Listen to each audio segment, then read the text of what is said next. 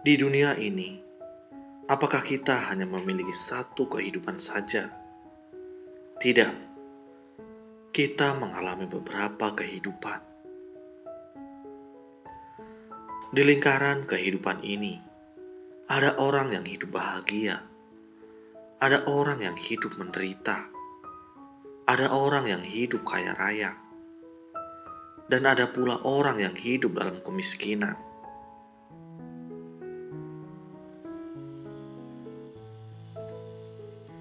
Orang yang hidup berada, menikmati kebahagiaan duniawi. Orang yang kurang mampu, merasakan penderitaan hidup. Apa penyebabnya? Ada sebuah kisah seperti ini di dalam sutra. Suatu kali, di Jetawana, para sangha berkumpul untuk mendengar Buddha membabarkan Dharma. Tiba-tiba, seberkas cahaya sinar dari langit. Ternyata ada seorang dewi datang untuk memberi hormat kepada Buddha. Setelah itu, dia mundur dan duduk di samping untuk mendengar Buddha mulai membabarkan Dharma. Pada saat Buddha membabarkan Dharma,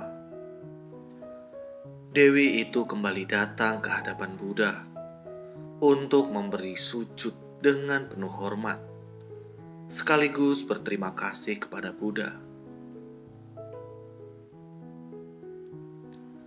Sekarang saya mengerti mengapa saya memiliki berkah untuk terlahir di alam surga.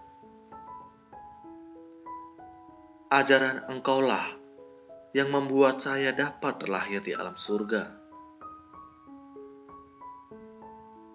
Kini, setelah mendengar ajaran engkau, saya tiba-tiba tersadarkan. Meski usia makhluk surgawi sangat panjang, ia juga ada batasannya. Saya bersedia berlindung kepada Buddha.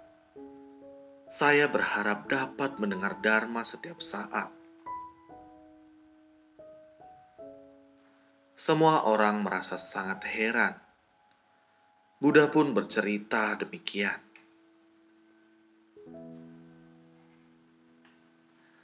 Dana wanita kurang mampu. Tetua Sudata sangat berharap setiap orang di keluarganya dapat mendalami ajaran baik dan melakukan kebaikan. Setiap hari, dia mengumpulkan keluarganya dan pembantunya untuk berbagi ajaran Buddha yang didengarnya. Semua orang sangat bersuka cita dan bersedia mendonasikan uang receh untuk membantu yang membutuhkan. Melihat hal tersebut, Sudata berpikir, bahkan pembantu saya pun bersedia menyisihkan sedikit uangnya untuk berdonasi.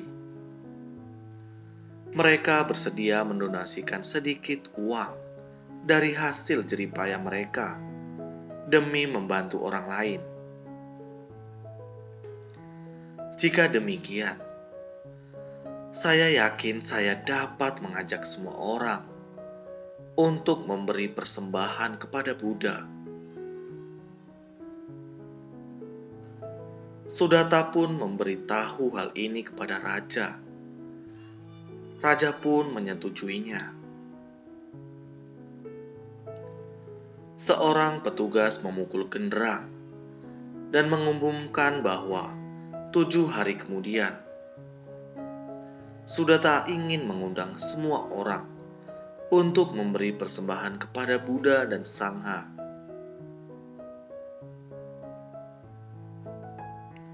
Ada seorang wanita kurang mampu yang bersusah payah menyisihkan uang untuk membeli sehelai kain yang sudah pernah digunakan orang.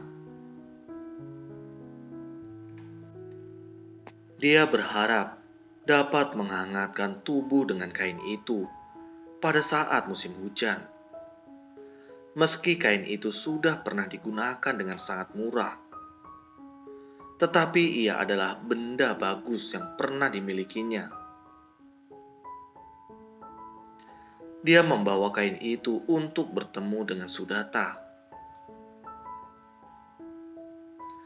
Tetua, kain ini berguna atau tidak?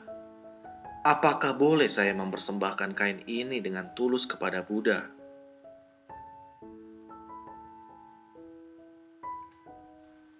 Sudata menjawab, Anda sungguh mengagumkan.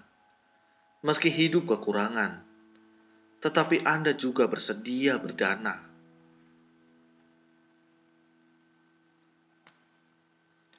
Sejak saat itu, Sudata memberi bantuan rutin padanya, berupa beras dan bahan pangan lainnya. Sudata juga berbagi ajaran kebaikan padanya. Karena itu, wanita miskin itu bertekad untuk mendengar ajaran Buddha dari kehidupan ke kehidupan.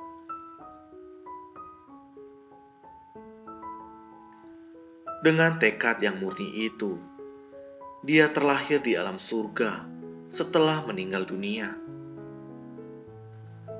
Demi mewujudkan tekadnya, dia turun dari surga untuk mendengar Buddha memebarkan Dharma.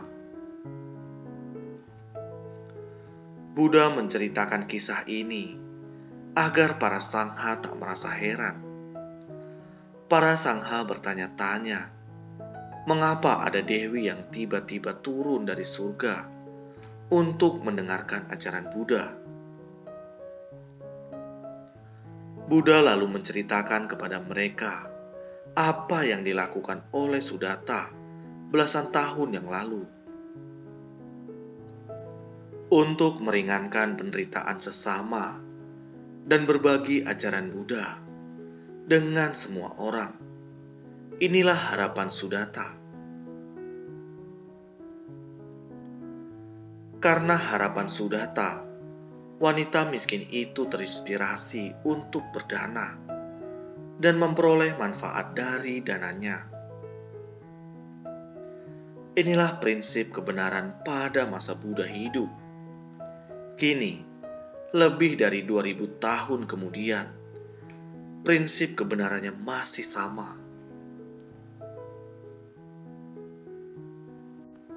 Orang berada dapat membantu orang kurang mampu. Orang kurang mampu juga dapat menghimpun donasi mereka. Butiran beras dapat memenuhi lumbung, dan tetesan air dapat membentuk sungai. Setiap tetesan air yang mengalir ke laut tidak akan mengering. Artinya, kerjasama dari banyak orang dapat mewujudkan pahala yang besar. Inilah prinsip kebenaran yang Buddha ajarkan.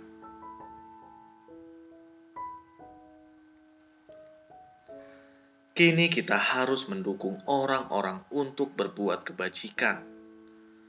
Contohnya Sudata, selain memberi persembahan kepada Sangha dan menciptakan berkah sendiri, dia juga mendukung keluarga dan kerabatnya untuk ikut menciptakan berkah.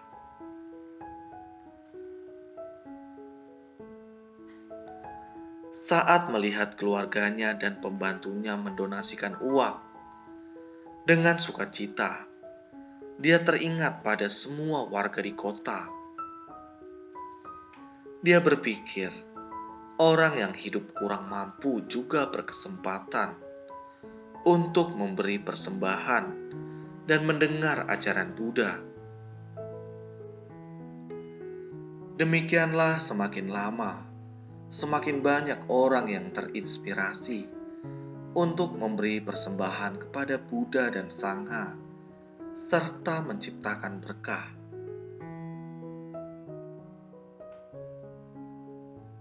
Kini kita sangat berharap Setiap orang dapat membangkitkan cinta kasih dan menjangkau semua orang dengan cinta kasih.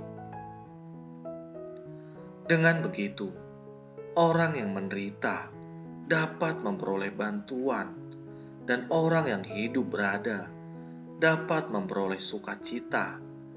Membantu sesama adalah hal yang paling membahagiakan.